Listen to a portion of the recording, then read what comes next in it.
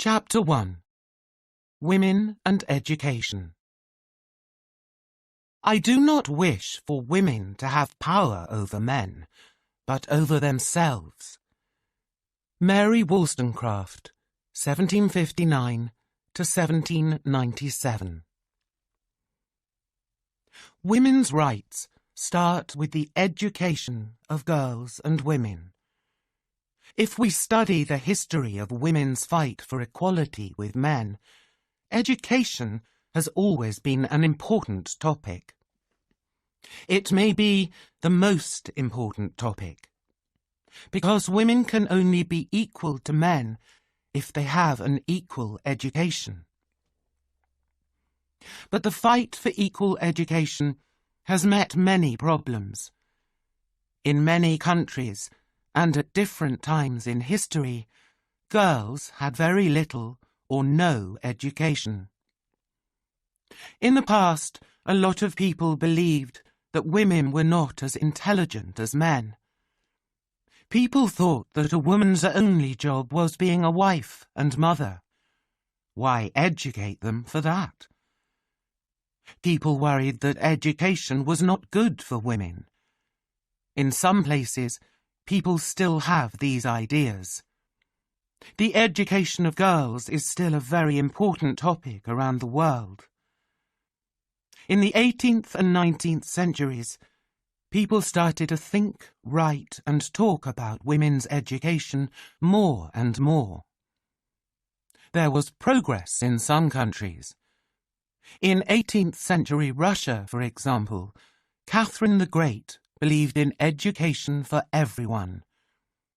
In 1786, she started free education for all girls. In England, writers like Catherine Macaulay, Mary Wollstonecraft, Hester Chapone, and Hannah More all wrote about female education. At that time, girls from richer families only learned music, drawing, and maybe a little French and Italian. In her book, Letters on Education, 1790, Catherine Macaulay, the first English female historian, told mothers and fathers to educate their girls. Women could not do well, she said, because of their bad education. One of the most important people of this time was Mary Wollstonecraft. She was an English thinker and writer who wrote about education and social equality for women. Her books have been very important for women's rights, and they are still important today. Mary was born in London in 1759. Her family were not rich, but they educated her. She taught at a school and also worked as a private teacher. She taught children in someone's house. She then wrote Thoughts on the Education of Daughters in 1787. In 1788, she began working for a London book publisher who published her novel, Mary, a Fiction, 1788, and some of her other books. Her most famous book is A Vindication of the Rights of Woman, 1792. In it, she writes that men and women must have equal education. Boys and girls, she wrote, must go to school together. A Vindication of the Rights of Woman is very important in the history of women's rights. Schools do not help girls and women, wrote Mary.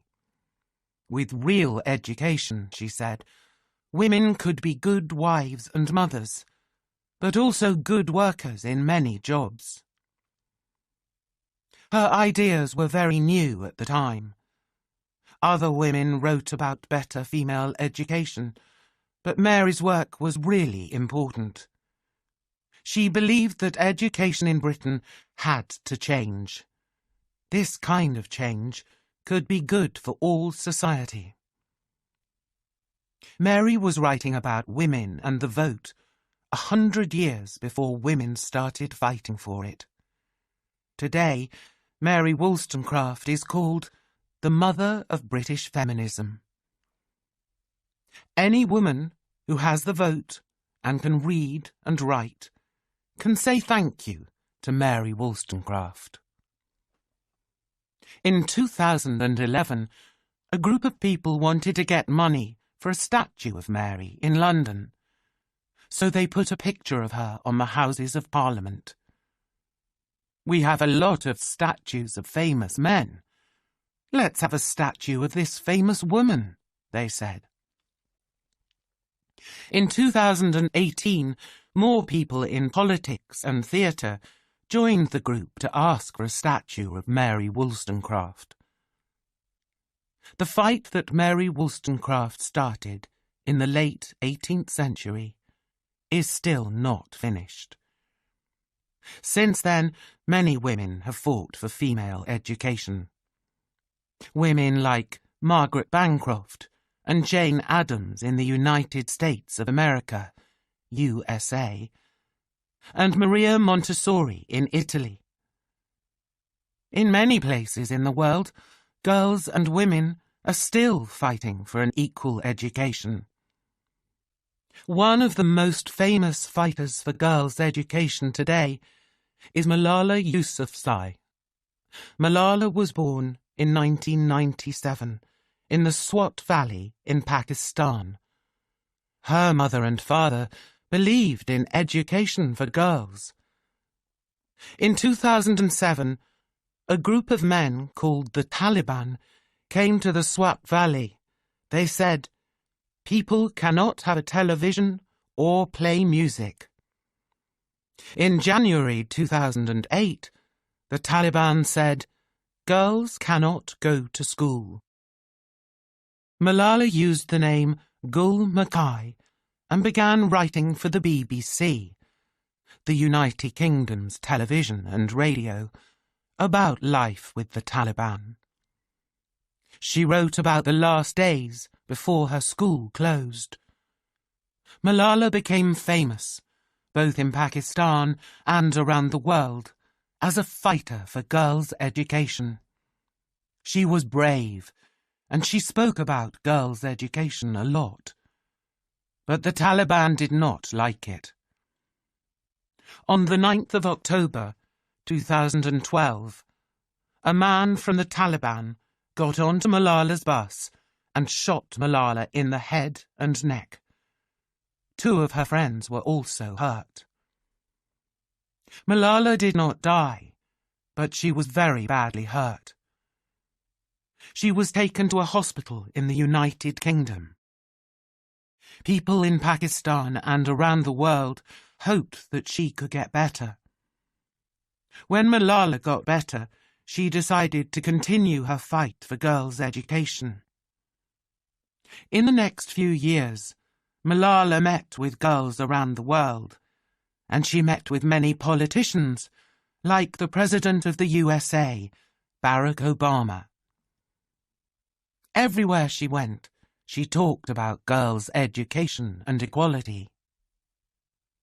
In December 2014, Malala Yousafzai won the Nobel Peace Prize. She was only 17 years old, and she was the youngest person ever to win it. Today, Malala and her father, Ziauddin, work in many countries. They want to help to give girls an education. Malala has said, "I tell my story not because it is unique, but because it is not. It is the story of many girls." She is right. 130 million girls in the world do not go to school, and 15 million girls of primary school age will never go into a classroom. This is because of things like war, or because girls have to get married when they are very young. In some countries, children have to work to get money for their family. The education of girls is still an important problem for countries around the world, Educated women have better health and they work more, says the World Bank. They also do not have as many children, and they marry later. Countries where girls are educated are richer too. Spending money on girls' education is very important if each country wants to become richer and happier. As Malala has said, one child, one teacher, one book, one pen can change the world. Chapter 2. Women and Human Rights. What are human rights? Having human rights means that we are all equal in society. We are born with our human rights. They are the same for every person. Examples of human rights are the right to vote, the right to think and speak freely, and the right to free education. Human rights mean that people are not put into prison because they do not agree with the government, and that people are not hurt when they are in prison. It does not matter what gender or race you are, or how rich you are. You have the same rights. Human rights are a very important part of democracy. There have been many women who have fought for human rights in different countries. In the USA, a lot of black women have fought for freedom. One of the early fighters was Harriet Tubman, 1820 to 1913. Harriet was born a slave in Maryland. This means that she and her family were not free. When she was 12 years old, she was working in the fields. She could not read or write, but she was very intelligent. From a young age, Harriet knew that she wanted to be free. She also knew that she had to help other slaves to find freedom. At this time, there were slaves in the south of the USA, but not in the north. In 1849, Harriet ran away to find freedom in the north. But she did not stay there. She went back to the south and helped to free other slaves. First, she helped her family, and then she helped others. She was very brave. She often spoke about the freedom of the slaves and women's rights. She started schools for free slaves because she knew that education was important. Later, she also fought for the vote for women. Harriet Tubman led the way for another famous fighter for human rights, Rosa Parks. Rosa Parks was born in Alabama in 1913. She is famous because she did not stand up. When Rosa was a young woman, in many places in the USA, black people, who were called coloreds at that time, and white people could not sit together. From a young age, Rosa knew that there was a black world and a white world, as she said later. One of the places where black people and white people did not mix was on buses. Rosa Parks worked at a shop in the city of Montgomery, Alabama. On the 1st of December, 1955, after a long day's work at the shop, Rosa Parks got on the bus to go home. She sat in a seat for coloured people. In those days, there was a line on the floor of the bus. White people sat in the front of the line, and black people had to sit behind it. This meant that when a black person caught the bus, they had to get on at the front of the bus to pay. Then they had to get off and get on the bus again at the back door. On this day in December, the bus began to fill with white people. After a short time, the bus was full, and the driver noticed that some white people were standing up. The driver stopped the bus and asked 4 black people to stand up. This meant that the white people could sit down. 3 of the black people on Rosa's bus stood up, but Rosa did not. She continued sitting. The driver asked, "Why don't you stand up?" Rosa replied, "I don't think I should have to stand up." The driver called the police, and Rosa was arrested. What Rosa did on that bus was very important in the fight for black people's rights in the USA. Today, there are still many women fighting for human rights in different parts of the world. In Iran, there is Shirin Ebadi. Shirin was born in the city of Hamadan, Iran, in 1947. In 1969, she got a degree in law from the University of Tehran. She later got a PhD, a higher degree in law, and she became Iran's first woman judge. In 1975, she became the first president of the Tehran City Court. Later, Iran's government stopped women from becoming judges. Shirin lost her job as the president of the city court, and she had to work as a secretary. For years, Shirin Ebadi fought to work in law. In 1993, she was able to be a lawyer again. She helped many people in prison, and she stopped them from getting hurt by the prison workers. In 2003, Shirin was given the Nobel Peace Prize for her work in democracy and human rights, and for fighting for the rights of women and children. The Nobel Committee said she was a brave person who never worried that she was in danger. Now she travels around the world speaking about human rights. Rigoberta Menchú is also an important woman who fought for the rights of indigenous people in her country. Rigoberta was born in 1959 to a poor Quiché Maya indigenous family in a small village in Guatemala. When she was young, she helped with the family's farm work. Sometimes she worked in the mountains where her family lived.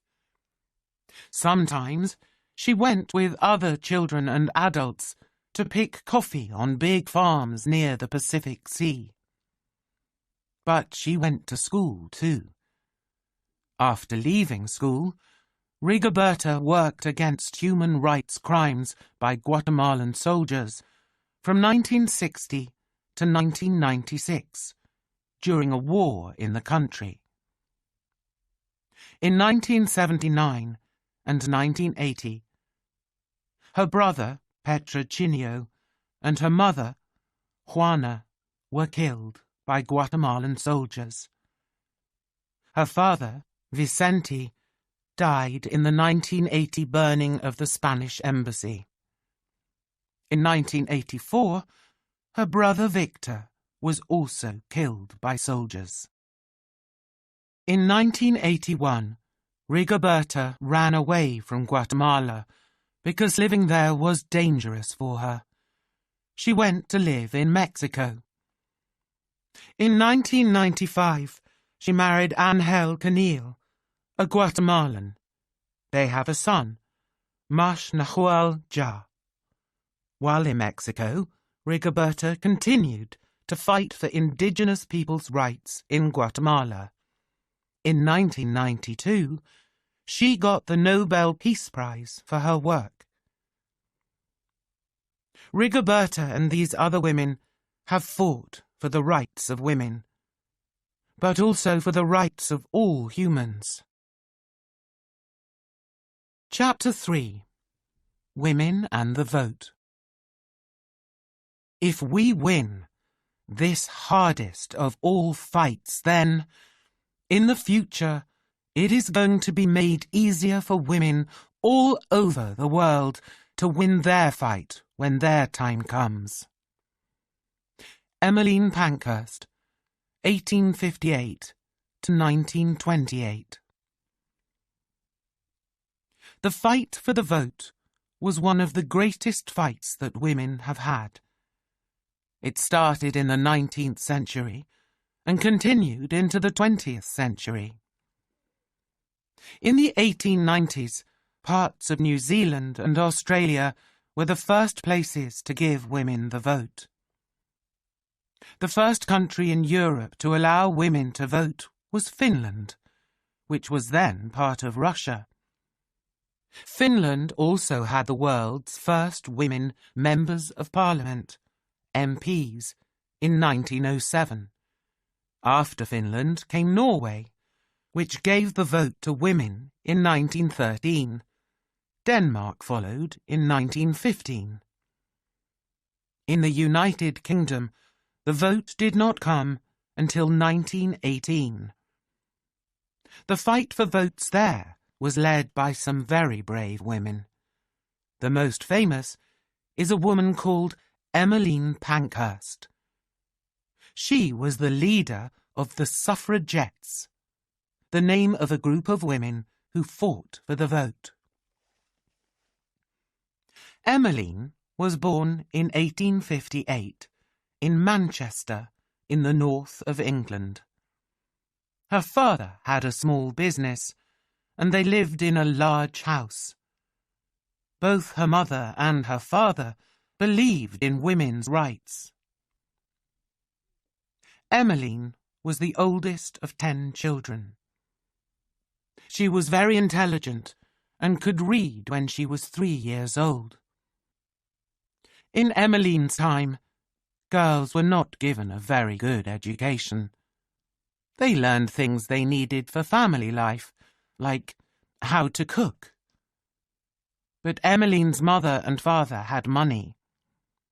When she was older, they paid for her to go to a women's school in Paris. When she came back 5 years later, at 20 years old, she could speak good French and knew how to cook, but she also knew chemistry. In 1879, Emmeline married a lawyer called Richard Pankhurst. Richard also believed in the vote for women. He wrote some laws in 1870 and 1882 that allowed women to keep their money or houses after they married.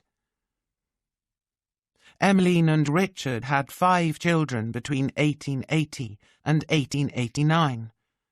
Emmeline and Richard believed in the same ideas. When he died in 1898, Emmeline was very sad. In 1889, Emmeline started the Women's Franchise League, which fought for married women to vote in elections. In 1903, she helped to start the Women's Social and Political Union, WSPU, which became famous. They believed in doing things, not only saying words. The WSPU were the first suffragettes. Emmeline's daughters, Christabel and Sylvia, were also suffragettes. In Britain, politicians, the newspapers, and the people were very surprised by what the suffragettes did. The women walked in the streets and broke windows. They burned buildings. When they were put in prison, they did not eat. In 1913, A suffragette called Emily Davison was killed when she threw herself under the King's horse at a famous horse race. She did this because the government would not give women the right to vote. The suffragette said, "Emily died for women." Emmeline was a very good speaker. She went to the USA and gave many talks there. The most famous one was called Freedom or Death. It was about how strong the suffragettes were. Emmeline talked about "We women of England." She said, "The men who are against us have to choose between giving us freedom or giving us death." Some people did not like what the suffragettes were doing, but Emmeline and the other women knew that they had to do something. They couldn't just talk about things. Emmeline, like many of the suffragettes, was put in prison many times. From 1908 to 1909, she was in prison 3 times. From 1912 to 1913, she was in prison 12 times. She was very brave, and she knew that women had to win this fight. She even stopped eating. Sometimes the police forced her to eat, which was very painful. Sometimes the suffragettes almost died from not eating, but still they continued to fight. At times, the suffragettes also chained themselves outside 10 Downing Street, where the British Prime Minister lives, shouting, "Votes for women!" There were also some men who fought for a woman's right to vote. 2 examples were Members of Parliament Keir Hardie and George Lansbury, who both agreed with the suffragettes. Winston Churchill, who later became Prime Minister, started his career against the vote for women, but later he agreed with it. Maybe this was because his wife, Clementine, agreed with it. In 1918, women over 30 got the vote after many years of fighting. Emmeline died on the 14th of June, 1928, at the age of 69. On the 2nd of July, 1928, women were given equal voting rights with men. They could vote at the age of 21. Emmeline did not live to see it. In 1999, Time magazine called Emmeline Pankhurst one of the 100 most important people of the 20th century. They wrote that she changed society very much. What about today? In the 20th century, women in many countries fought for the vote and got it. Little by little, women have got the vote in almost every country in the world. Years that the vote was given to all women in a selection of countries. 1893, New Zealand. 1906, Finland. 1913, Norway. 1915, Denmark. 1917, Russia. 1918, Austria, Germany, Poland. 1919, Netherlands, Sweden. 1920, USA. 1922, Ireland. 1928, Britain. 1929, Ecuador. 1930, Turkey. 1931, Spain. 1944, France.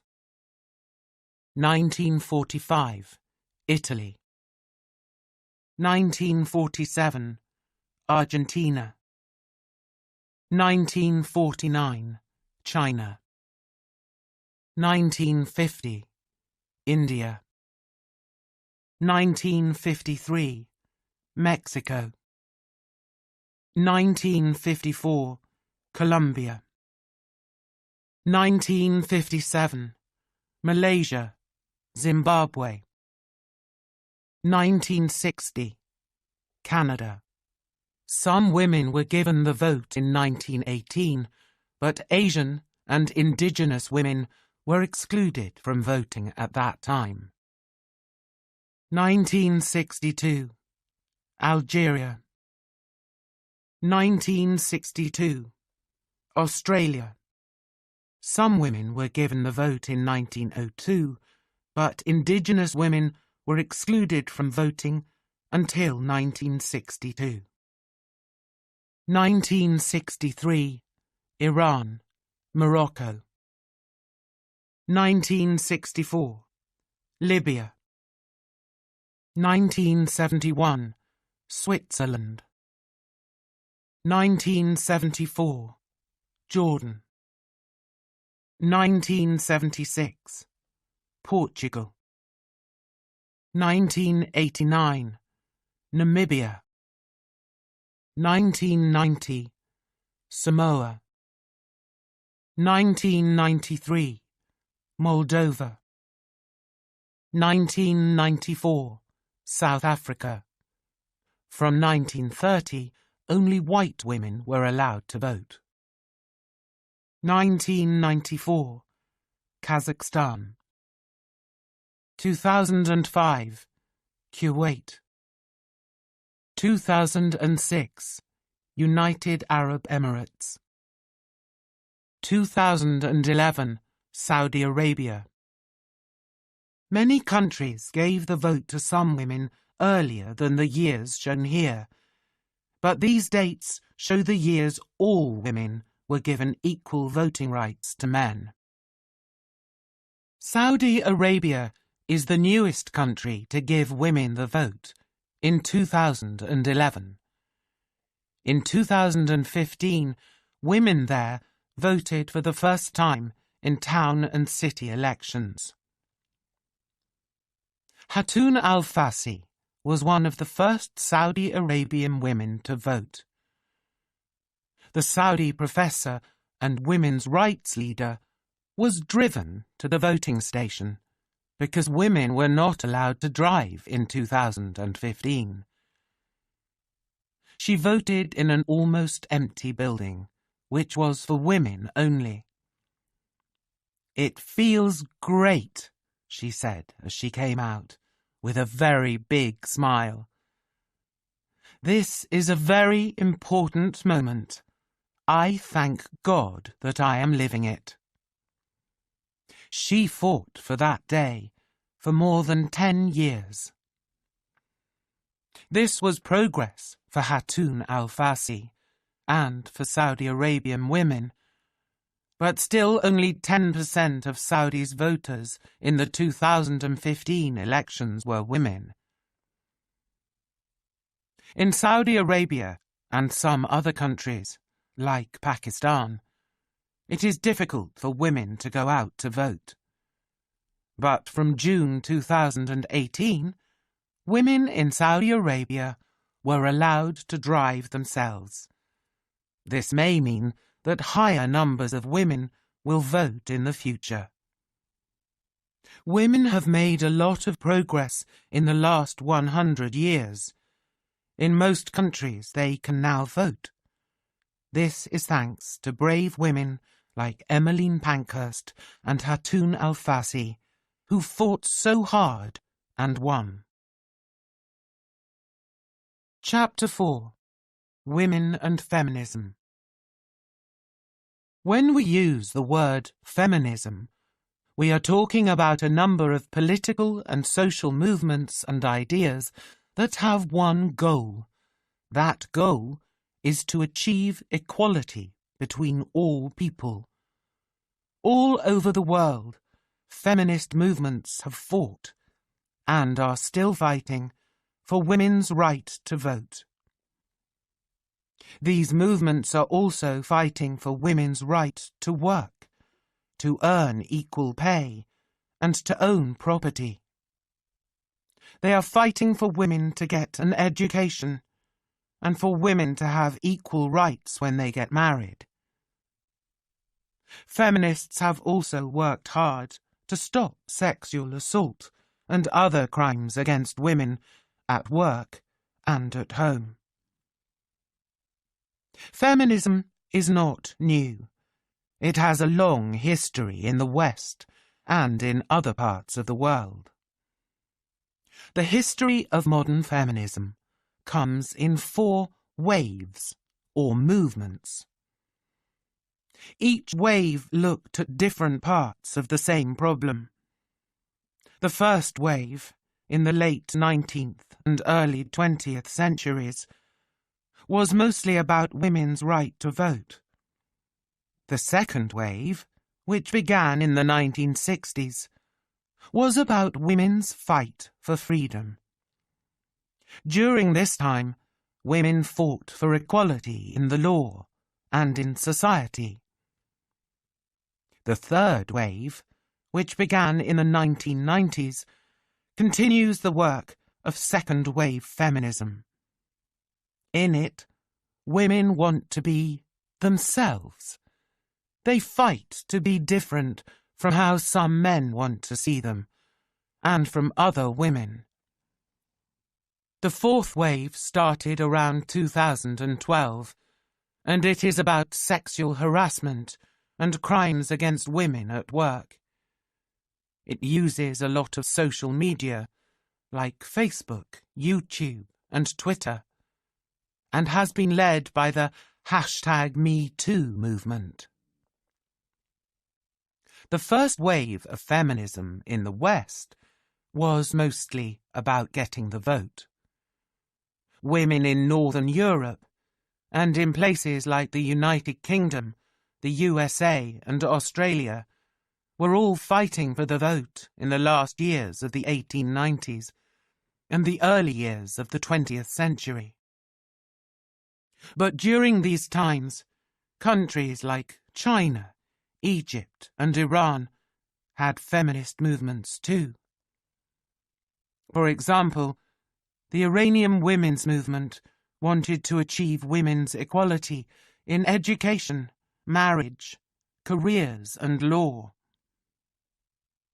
In Egypt, in 1923, Huda Sharawi started the Egyptian Feminist Union. She was the leader of the Arab women's rights movement. The second wave of feminism arrived in the middle of the 20th century. Second-wave feminism was about more than the vote. It was about sexuality, family, and work. Second-wave feminism also talked about sexual assault against women. It brought changes in laws about divorce and children. All over the world, feminists fought to change family laws that gave husbands control over their wives. In many European countries, married women still had very few rights. For example, in France, married women could not work if their husbands did not agree to it. That law only changed in 1965. One of the greatest European women at this time was a French philosopher, thinker, and writer called Simone de Beauvoir. Simone de Beauvoir was born in Paris in 1908.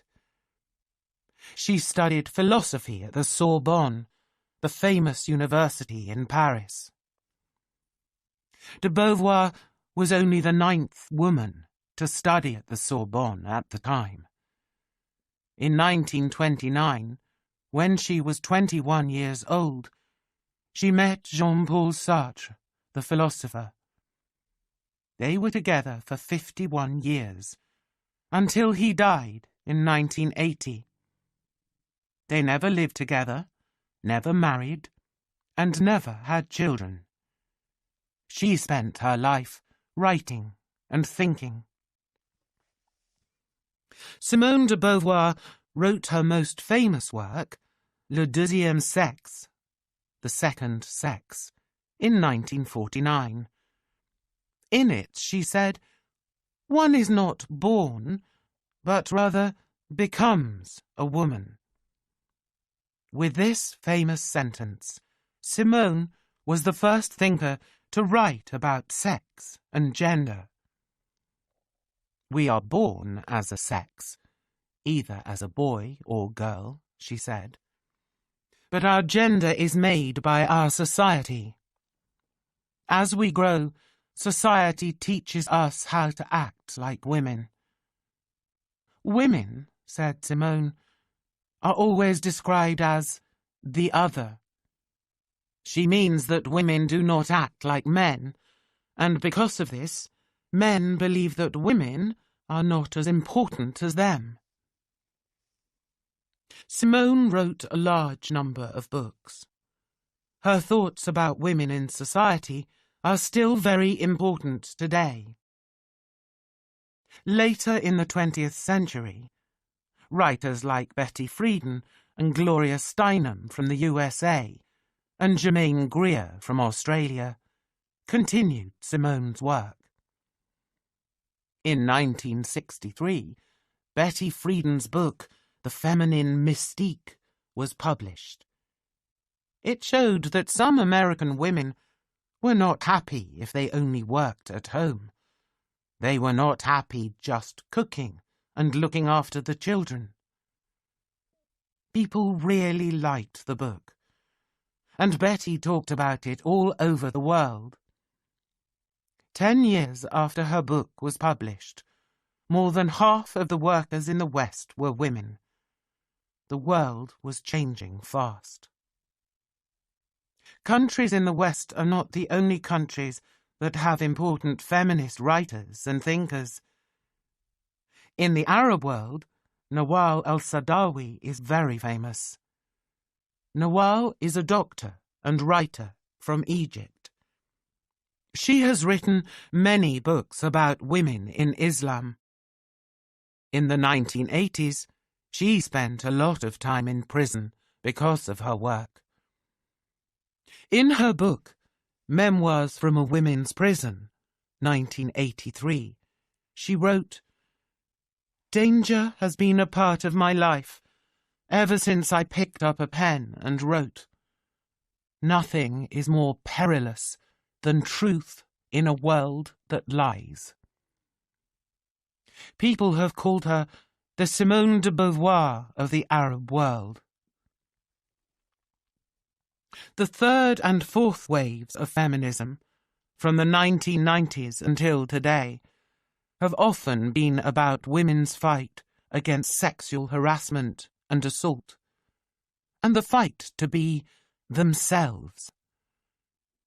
Women's sexuality is important in these feminist waves. These waves are also about the sexism that happens to women every day. Fourth wave feminism uses social media to talk about the problem of harassment in the street and at work. It also talks about sexual assault in universities and colleges. Examples of fourth wave feminism are the 2017 Women's March, the 2018 Women's March, and the #MeToo movement. The #MeToo movement talks about famous men who have hurt or harassed women. Many men in the film and TV business have been accused of harassing women and of sexual assault. Today, Englishwoman Laura Bates is an important feminist. After studying English literature at the University of Cambridge, Laura looked after other people's children. She learned that the young girls she looked after were already worried about how their bodies looked. She set up the Everyday Sexism Project website in 2012, after finding it difficult to speak out about sexism. The project shows that sexism happens to women every day in many ways. Women from all over the world can write to the website about the things that happen to them. Today, some people say that women have won the fight for equality. But it's not true. Women all over the world are still fighting for their rights. Chapter 5. Women and Work. In the past, almost all women worked at home. They did cooking and cleaning, and they looked after children. In some places in the world, that still happens. When women started to do paid work in the 19th and early 20th centuries, almost half of it was cleaning and cooking in other people's homes. It was hard, dirty work, and there was not much free time. Women often lived in very small rooms.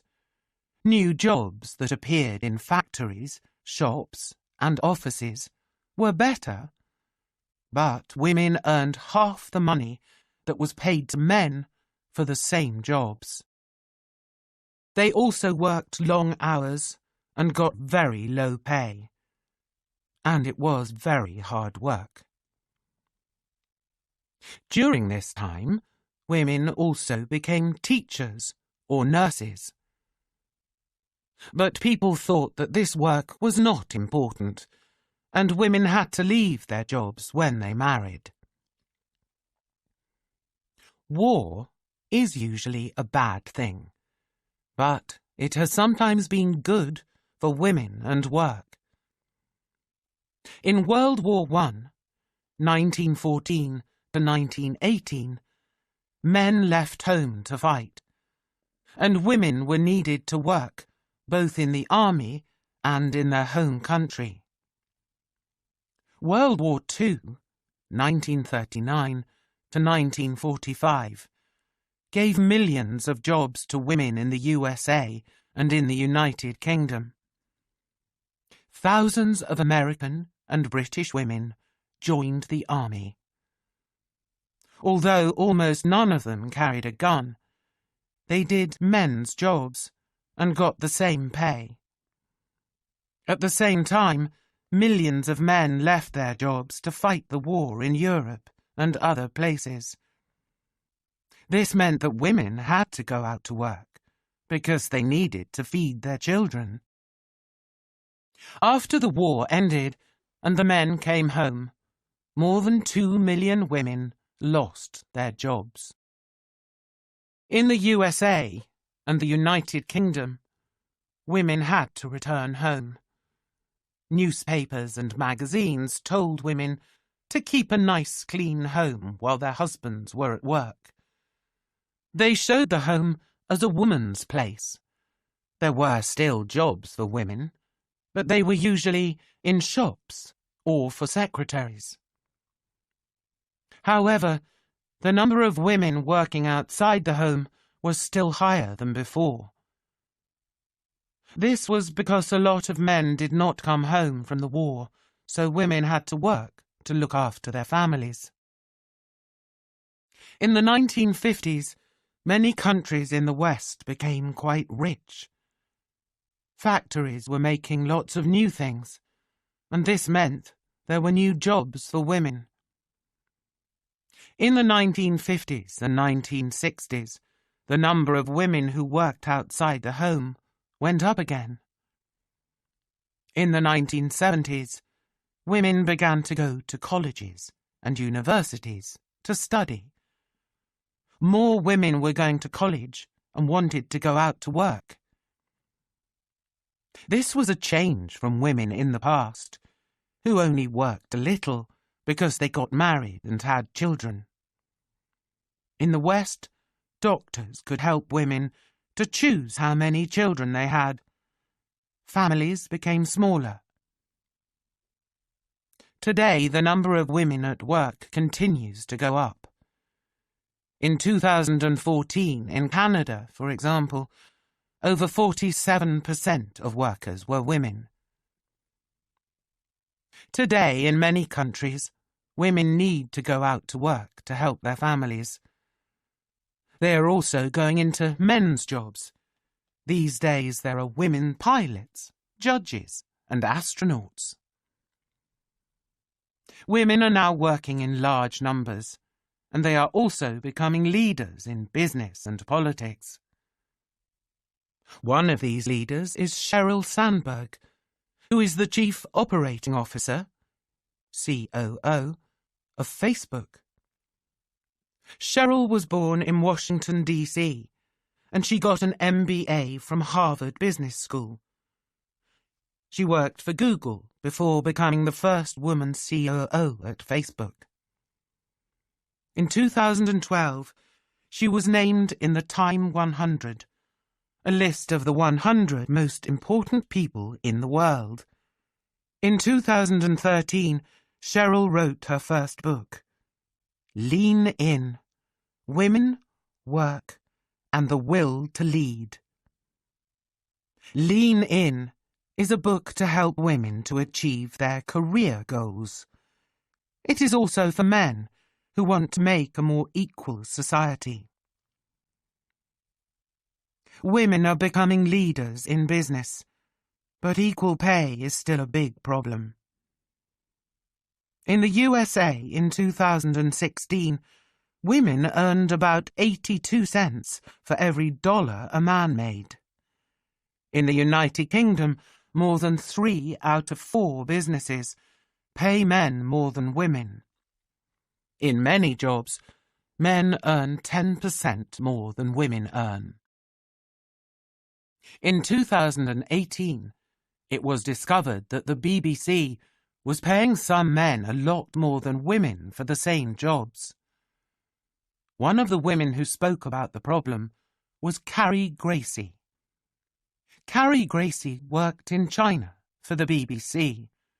She speaks the language and knows a lot about China.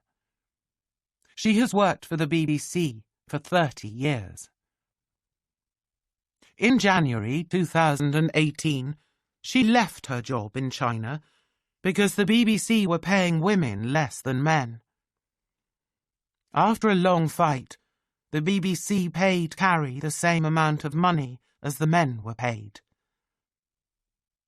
The fight for work and equal pay has not been won. Women still do most of the work in the home, which means that many of them are working a lot more than men. In many parts of the world, women cannot work outside of the house, or cannot work where they want to. They are often paid less, and sexism and sexual harassment at work are a problem every day. Women are 50% of the world's people, and when they cannot work, it is a big problem for the world.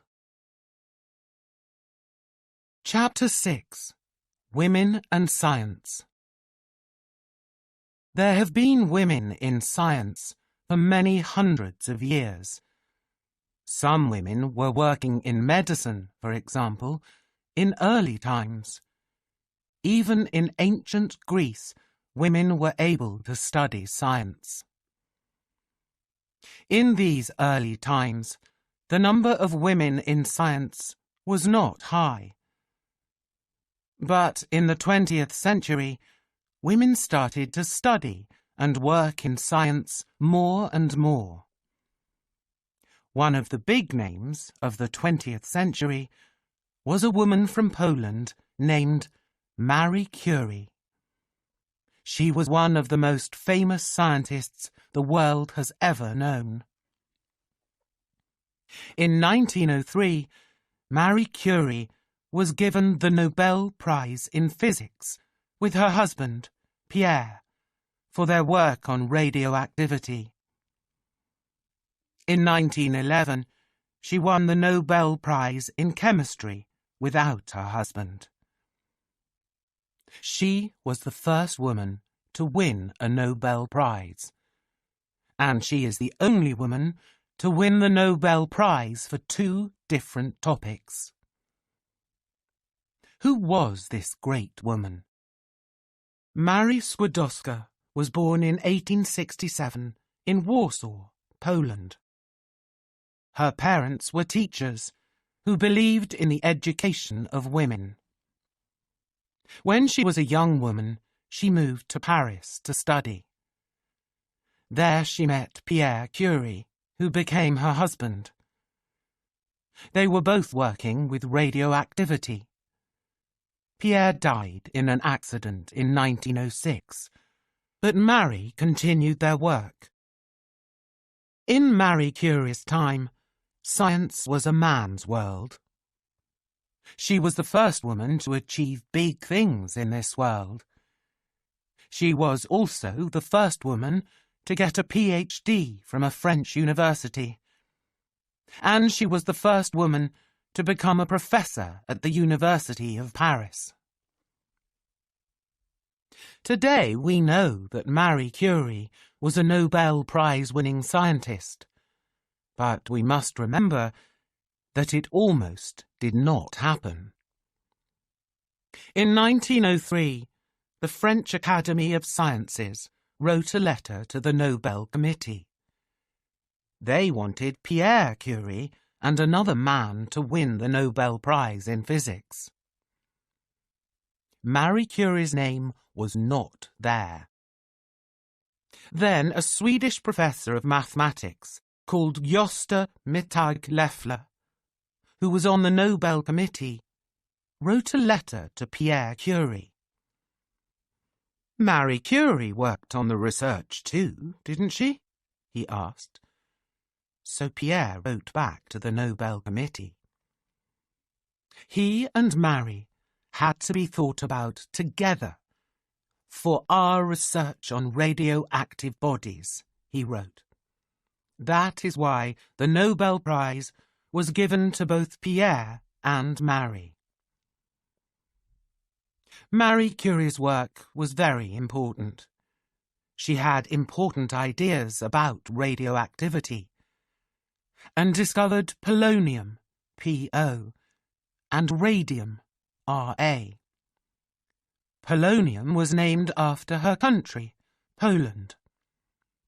She opened the Curie Institutes in Paris and in Warsaw.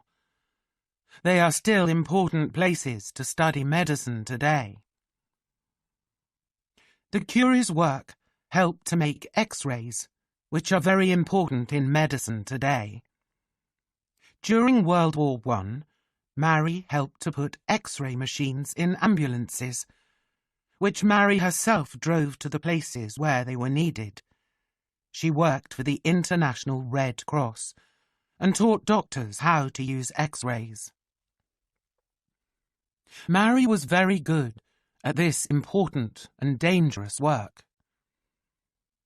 But men scientists in France gave Marie a lot of problems, and she never got enough money for her work.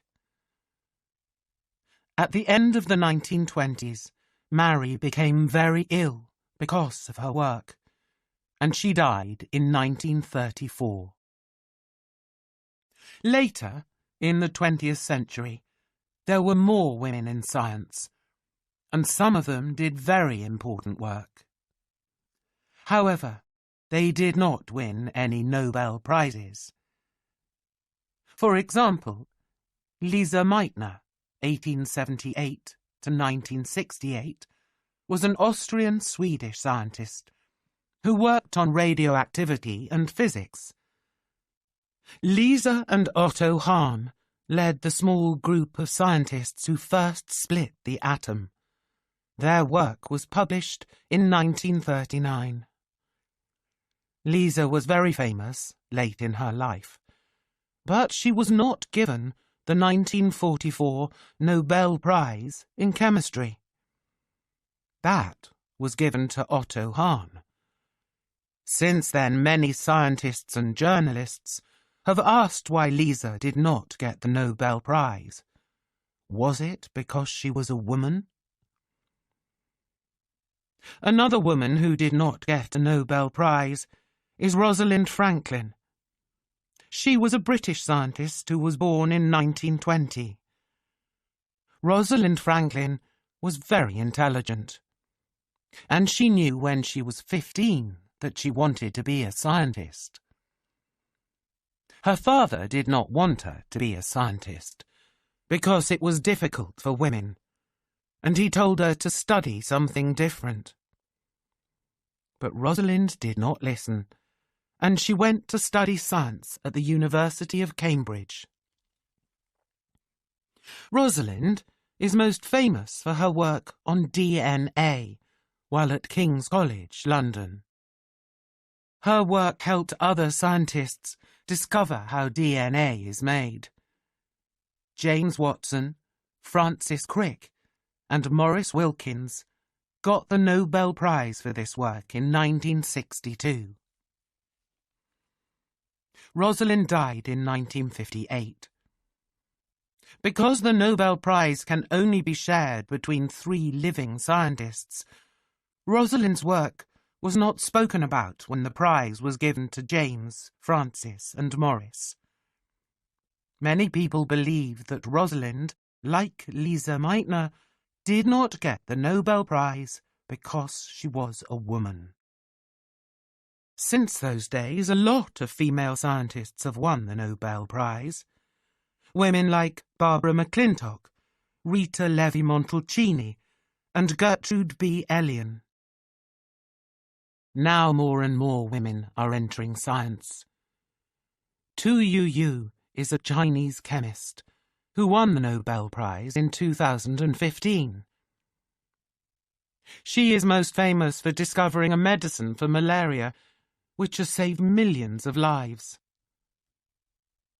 Today, still, only 30% of the world's scientists are women. But the numbers are getting higher. Now there is a group of young women scientists who are doing wonderful things. American Emily Levesque is one of them. Emily is an astronomer, a scientist who studies the stars in the sky. Her work helps us to understand our world. She also teaches at the University of Washington, and she gives talks about her work. She loves answering questions from people who are not astronomers. More and more women are now going into science because of female scientists like Marie Curie, Rosalind Franklin, and Emily Levesque. Chapter 7. Women and Politics. We know that in many countries, women started to get the vote in the first years of the 20th century. Their next step was to enter politics and become politicians. In the 20th century, women made some progress in this fight. In the United Kingdom, the first woman to become a Member of Parliament was Nancy Astor in 1919. Astor was born in Virginia, USA, in 1879. There were 8 children in her family, and when Nancy was young, they were very poor. Later, Nancy's father made a lot of money in business, and the children were able to get an education. As a child, Nancy loved reading, and she was very intelligent. In the 1890s, Nancy met Robert Gould Shaw. They married in New York City in 1897 and had a son, Robert, a year later. But Nancy and her husband were not happy, and they divorced in 1903. 2 years later, Nancy moved to England with her son and her sister, Phyllis. In England, she became famous as an intelligent and beautiful American woman. In 1906, she married Waldorf Astor, who was also a politician. Nancy became the first woman to sit in the House of Commons on the 1st of December 1919. In Parliament, she talked about women's rights. She was also very interested in children's health and education. When Nancy became an MP, women could only vote at the age of 30.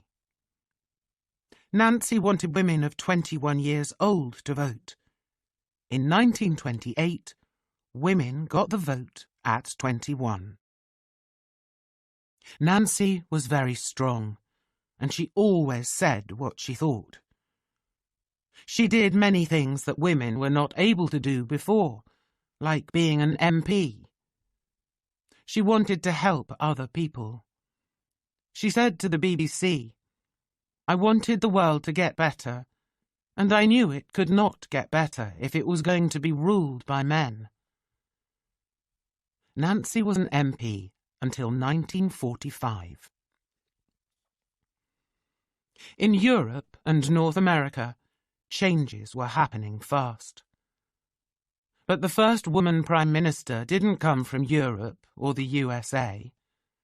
She came from Ceylon, a country that is now called Sri Lanka.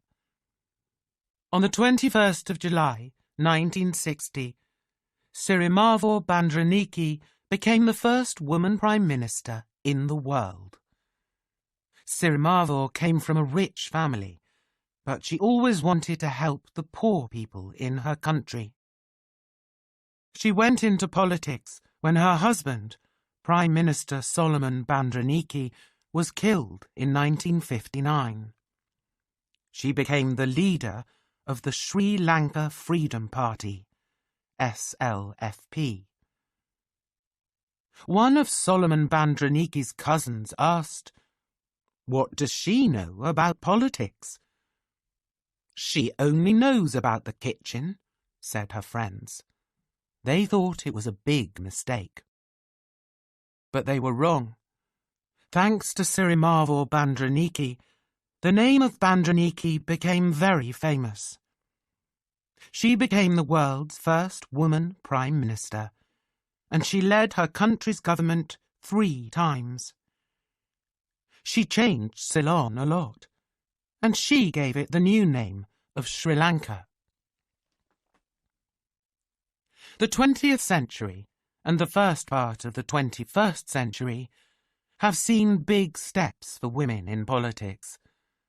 There have been many women leaders, women like Indira Gandhi in India, Golda Meir in Israel, and Margaret Thatcher and Theresa May in the United Kingdom. There has also been Ellen Johnson Sirleaf in Liberia, Julia Gillard in Australia, Tarja Halonen in Finland, and Angela Merkel in Germany. These are a few of the women who have led or are leading their countries as prime ministers or presidents. In 2018, a woman was president or prime minister in 16 countries. In 2016, the USA almost had its first woman president with Hillary Clinton. Hillary was the First Lady of the United States from 1993 to 2001 because her husband, Bill Clinton, was president.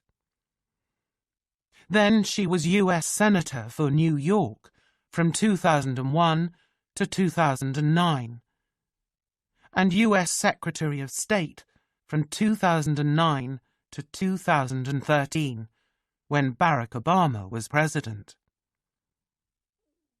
In 2016, the Democratic Party chose her to take part in the election of President of the USA.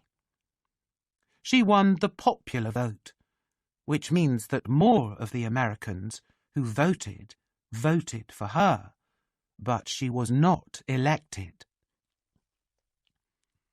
Hillary is a lawyer, and in her career she has worked hard for the rights of women and of families. In a talk in 1995, she said, "Human rights are women's rights, and women's rights are human rights." She said that a country cannot be great if its women are not free. She spoke about the rights of women in the world. In countries where women do well, she said, everyone does well. Hillary Clinton is an example of a woman who has achieved a lot in politics, and there are others. But in many countries, it is still hard for women to enter into politics. Often women have to choose between having a family and having a career. Also, politics has always been a career for men, and when women become politicians, some people say bad things to them. Women still have a lot to do in politics. In 2018, for example, there were 650 MPs in the United Kingdom Parliament. Only 208 of them were women. That is 32%. And that is the highest number of women MPs in British history. This was 100 years after some women first got the vote, and almost 100 years after Nancy Astor entered Parliament. Usually in the world, the number of women in a country's parliament is 23%. But the numbers change a lot in different countries. For example, there are not many women in the Parliament of Sri Lanka. In 2017, 4 of the countries with the highest number of women in their parliaments were in Central and South America. They were Bolivia, Cuba, Nicaragua, and Mexico. In 2017, Rwanda had more female MPs than any other country. There are more and more women prime ministers and presidents in the world, and they are also becoming younger. In 2017, Jacinda Ardern became the Prime Minister of New Zealand when she was 37 years old. She is the world's youngest female Prime Minister and the 4th youngest woman or man Prime Minister. She had a baby in 2018 and was only the 2nd Prime Minister to have a baby while she was in the job. The other woman was Benazir Bhutto, Prime Minister of Pakistan, who had her baby in 1990. Jacinda Ardern has said, "I hope that one day this will not be interesting anymore." She wants it to be normal for women to be in politics and to be mothers. Half of the people who live in the world are women. Many people hope that, in the future, 50% of the world's governments will be women. Chapter 8. Women and Flight. In 1903, Orville and Wilbur Wright flew the first aeroplane. Just 5 years later, in 1908, women pilots started flying. One of the first women to fly was a young woman called Amelia Earhart. She flew aeroplanes, and she was a writer. Earhart was the first woman to fly alone across the Atlantic Ocean. Amelia Earhart was born in Kansas, USA. She saw her first aeroplane at the age of 10. She did not like it. "It looked not at all interesting," she said. 10 years later, she went with a friend to watch some pilots flying aeroplanes. A pilot saw them, and he flew his aeroplane down at them. Amelia was afraid, but she did not move. As the plane went by, she felt very excited. "I did not understand it at the time," she said later, "but I believe that little red aeroplane said something to me as it went by." In 1920, a pilot took her up in an aeroplane, and that changed her life. She said later, "When I was 200 or 300 feet off the ground, I knew I had to fly." In 1921, Amelia had lots of different jobs. She was a photographer and a lorry driver. She saved $1,000 for flying lessons. Later that year, she bought her first aeroplane. It was called the Canary. The next year, she flew to 14,000 feet, higher than any other woman before. Amelia achieved a lot in the next few years. In 1932, she was the first woman to fly alone across the Atlantic, which she did in 14 hours and 56 minutes. She wrote a book, The Fun of It, about her journey. She loved to fly alone. In 1935, she was the first person to fly alone the 2,408 miles across the Pacific between Honolulu, Hawaii, and Oakland, California. She was the first person to fly alone from Los Angeles to Mexico City, which she did in 13 hours and 23 minutes. And she was the first person to fly alone without stopping from Mexico City to Newark, USA, which she did in 14 hours and 19 minutes. These were just some of the things Amelia achieved. In 1937, as Amelia was close to her 40th birthday, she was ready for a big journey. She wanted to be the first woman to fly around the world. On the 1st of June, Amelia and Fred Noonan left Miami and began their 29,000-mile journey around the world. When they came down in Lae, New Guinea, on the 29th of June, there were only 7,000 more miles to travel. Their next stop was Howland Island. Howland Island is 2,556 miles from Lae in the Pacific Ocean, and it is a very small island.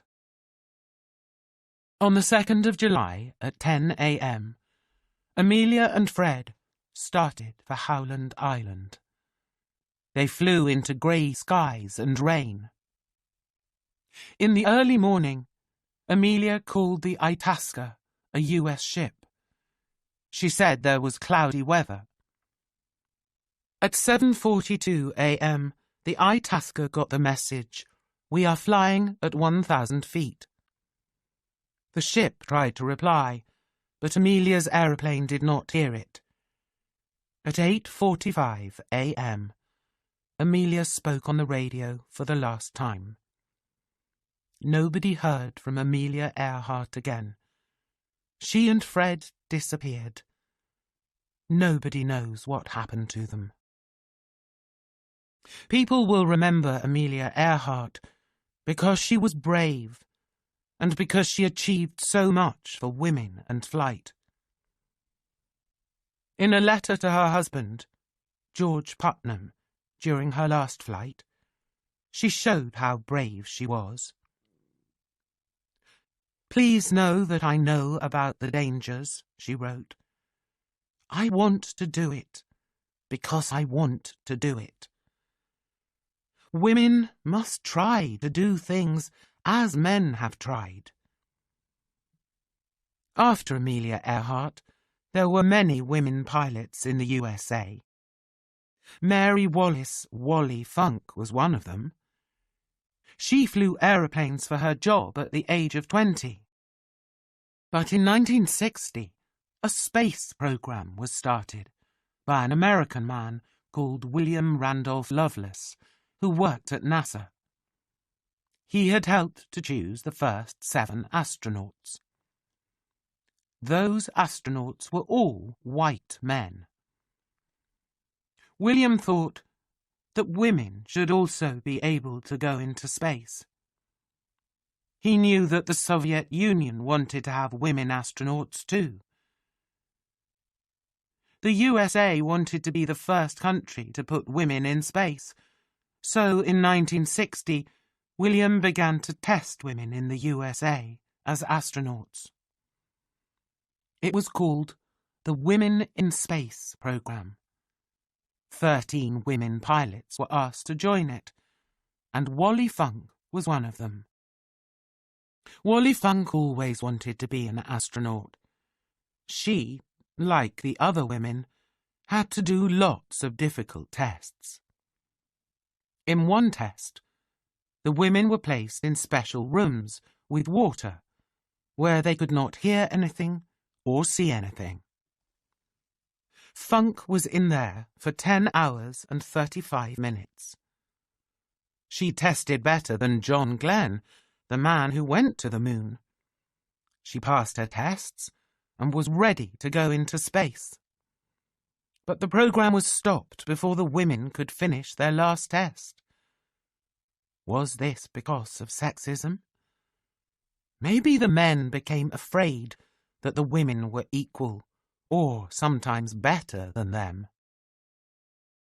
Today, Wally Funk has thousands of flight hours, and she has taught over 3,000 students how to fly. After the Women in Space program, women started to go into space. But the first woman was Russian, not American. Valentina Tereshkova was the first woman astronaut to go into space. She was chosen from 400 people to pilot Vostok 6 on the 16th of June, 1963. She is still the only woman who has been on a journey into space alone. She was 26. Valentina was born in a village about 170 miles from Moscow. Her parents worked on a farm, and her father was killed during World War II.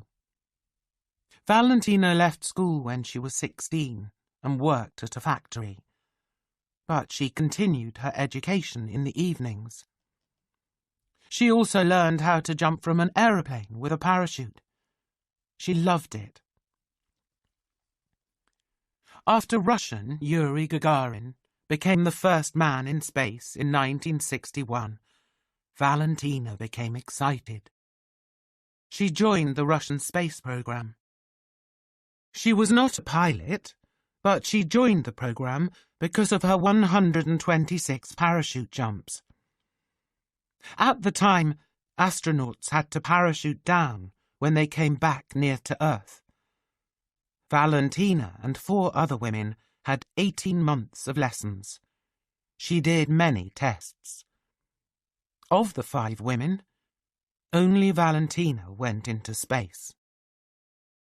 The Americans did not send a woman into space until Sally Ride became the first American woman in space in 1983. Today, it is much easier for women to become astronauts. Chapter 9. Women and Sport. The modern history of women in sport started in the 19th century. At that time, golf and tennis were 2 of the sports that women played. At the first modern Olympic Games in Athens, Greece, in 1896, there were no women. Women first went to the Olympics in Paris, France, in 1900. But only 22 women played in those games, out of the 997 people from 19 countries. Women were in only 5 sports: sailing, golf, equestrian, tennis, and croquet. Little by little, more women's sports were in the Olympics. Women's athletics came in 1928. In 1948, the Olympics came to London, United Kingdom. In these games, there were more sports that women could take part in. Men decided who could be in which sports. One famous woman, who was at the London Olympics in 1948, was Fanny Blankers-Koen, an athlete from the Netherlands. She was 30 years old and had 2 children. People called her the Flying Housewife, which is a word for a woman who stays at home to look after her husband and children. Fanny was the top female athlete at the London Olympic Games because she got the most medals. Fanny was born in 1918 in a small town in the Netherlands. Her father worked for the government, but he was also an athlete. She had 5 brothers. When she was young, she liked many sports, and she was very good at them.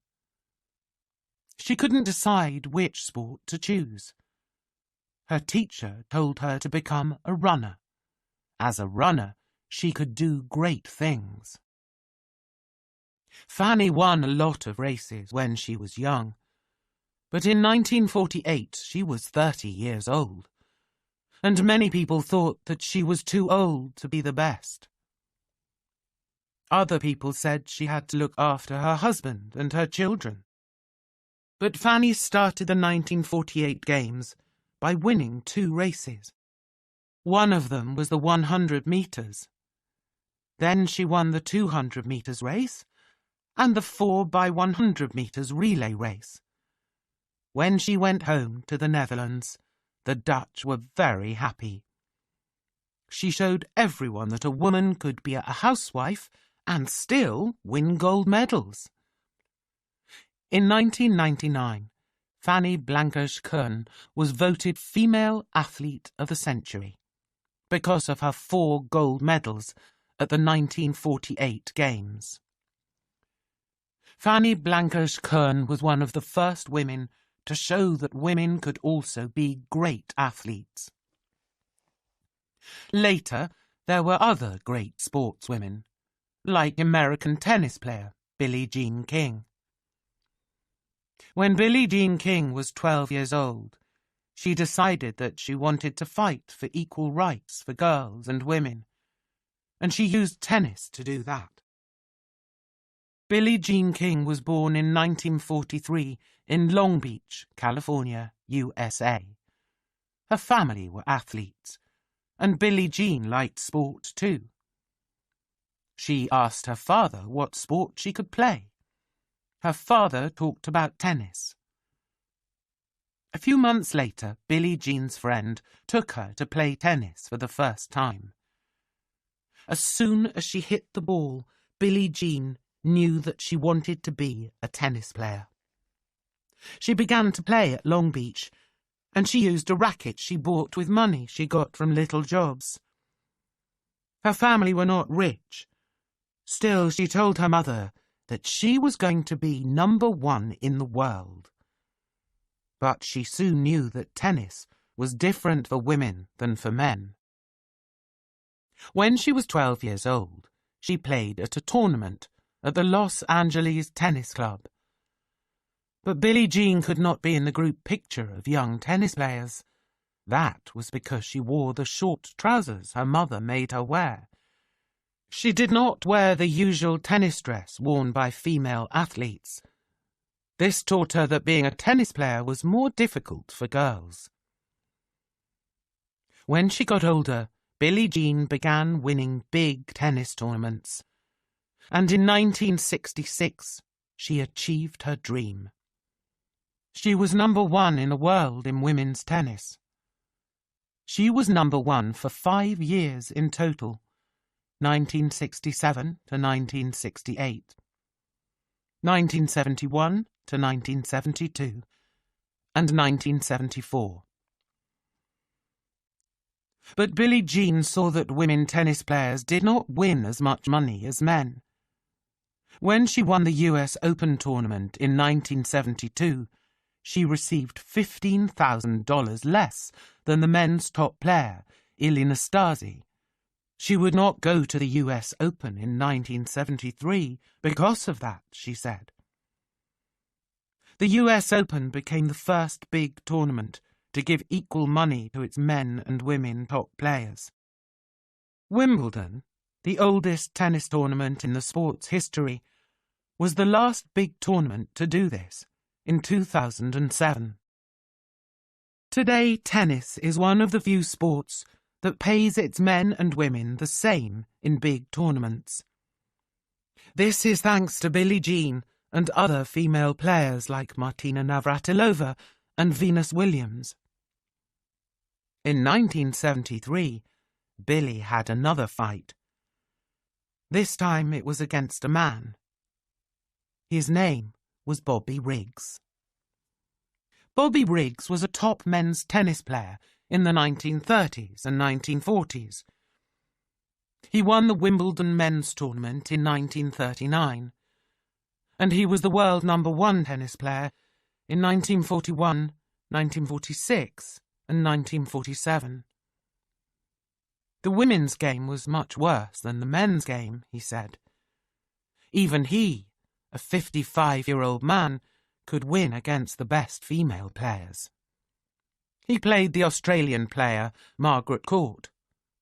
Bobby Riggs won easily. Then Billie Jean agreed to play him. The Riggs-King match happened in Texas on the 20th of September 1973. There were 30,492 people at the match. Also, about 50 million people watched it on TV in the USA, and about 90 million in 37 other countries watched it. The 29-year-old Billie Jean beat the 55-year-old Bobby 6-4, 6-3, 6-3. She won $100,000. Billie Jean knew that the match was very important for women's rights. In her tennis career, Billie Jean won 39 big tournament titles. She was one of the greatest tennis players ever. But she did not just play tennis. She also made great progress for women's equality and for women's pay in sport. On the 28th of August, 2006, the United States Tennis Association, USTA, National Tennis Center, was named the USTA Billie Jean King National Tennis Center. In many countries, women's fight to be in sports has taken longer. In Saudi Arabia, for example, it was 2012 when 2 women went to the Olympics for the first time. Their names were Sara Attar and Vojdan Shaharkhani. Sara ran the 800 metres and Vojdan was in the judo.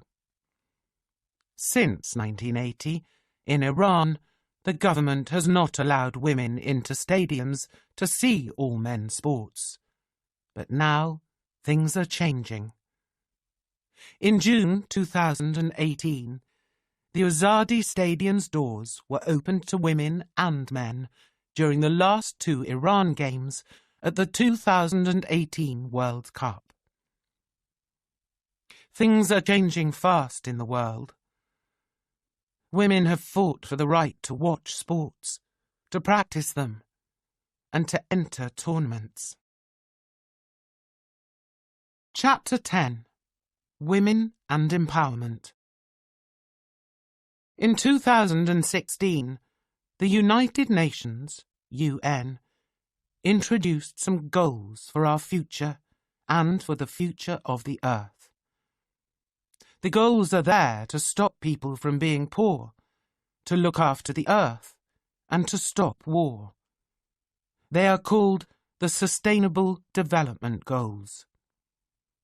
Goal 5 is about equality between all genders. This goal talks about empowering women, which means helping them to become stronger and braver. All the women in this book have felt empowered to achieve great things, and they have helped to empower other women. The history of women's empowerment is long, and a lot of progress has been made. But there are still many things that stop women from enjoying an equal life. In some parts of the world, for example, very young girls have to get married. This is called child marriage. More than 700 million women in the world today were married before the age of 18. 250 million were married before 15.